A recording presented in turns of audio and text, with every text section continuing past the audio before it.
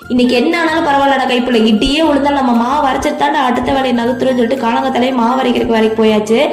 நைட்டே வந்து என் வீட்டுக்காட்ட எங்க அரிசி உளுந்து மட்டும் அளந்து எடுத்து வைக்கிறேங்க, நீங்க நடிச்சாமத்துல எந்திரிச்சிங்கன்னா கொஞ்சம் அலசி ஊற வச்சு உதவி பண்ணுங்கன்னு சொல்லி சொன்னதுக்கு, இல்லம்மா நீ தூங்கு நானே எந்திரிச்சு அளந்துலேருந்து அரிசியெல்லாம் அலசி ஊற வச்சிடறான்னு சொன்னாங்க.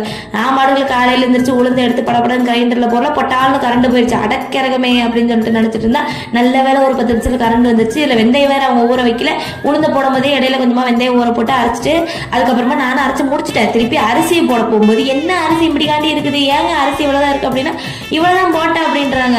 அடக்கிறகமே, இதுக்கு பருத்தி போட்ட குடோன்ல இருந்திருக்கலாமே, இதுக்கு நானே ஊற வச்சு அரைச்சிட்டு போயிருந்திருப்பேன் அப்படின்னு சொல்லிட்டு திருப்பி அரிசி அளந்து ஊற வச்சு அரைச்சி முடிக்கிறதுக்கு மணி 10:30 மணி ஆயிப்போச்சு. 7 மணிக்கு அரைச்ச மாவு 10:30 மணி வரை இழுத்து கிடந்தேன். இருந்தாலும் ஒரு நல்ல விஷயம், மாவு அரைச்சு முடிச்சாச்சு. இன்னொரு 2-3 நாளைக்கு சென்றாச கையிலேயே பிடிக்க முடியும். நான் பாடுக்குள்ள சிம்பிளிக்கா ஒரு சட்னி அரைச்சு முடிச்சுட்டு ஷாலான்னு சொல்லி சந்தோஷப்படவே சுத்தி